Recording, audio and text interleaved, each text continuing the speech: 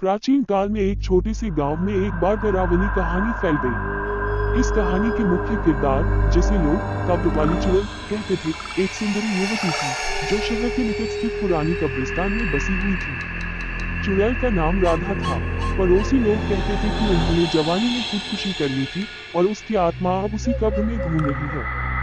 ये खबर गांव के हर व्यक्ति की गूंज पर थी और उन्हें राधा से डर लगता था। उन्हें लगता था कि राधा उनके पास आकर उनकी आत्मा को छीन लेगी और उन्हें कब्र में ले जाकर बांध देगी। एक बार गांव के एक युवा लड़के ने दिल से ठाना और बड़े ही साहस से राधा की कब्र के पास जाने का फैसला किया। लड़का को यकीन नहीं था कि राधा वास्तव में एक चुड़ैल थी और उसने अनेकों बार देखा था कि गांव के लोग उसे बेवकूफ बनाते रहते थे। इसी बात को समझने के लिए वह कब्र के अंदर जाने का मन बनाया। एक रात उसने अपनी बहादुरी दिखाते हुए कब्र के पास जाकर बैठ गया।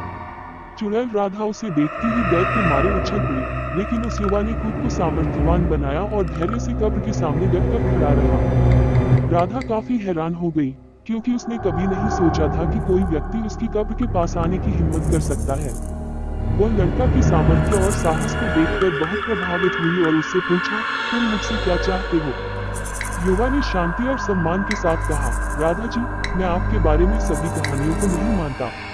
मेरे विश्वास के अनुसार आप एक असाधारण महिला हैं जो अपने जीवन में बहुत कुछ शेयर कर सकती हैं। मैं यहाँ आपसे बात करने आया हूँ, आपके अनुभवों से सीखने और आपकी मदद करने के लिए आया हूँ। राधा ने लड़के की बात को सुनकर बहुत हैरान हुई और धीरे धीरे हंस पड़ी। वह युवा लड़का उसे बेवकूफ नहीं समझ रहा था, बल्कि उसकी आत्मा की गहराइयों को समझ रहा था। वे एक गहरे संवाद में रात भर राधा से बातचीत करते रहा।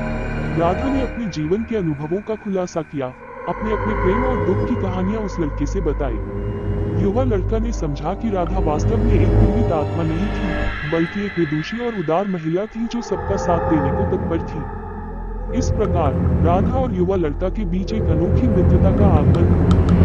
वे मिलकर गांव के लोगों को सहायता करने लगे, जहां जरूरतमंद लोगों का ध्यान रखा जाता था। राधा और युवा लड़का मिलकर शिक्षा, स्वास्थ्य और उद्योग के क्षेत्र में कई पहलों की शुरुआत की।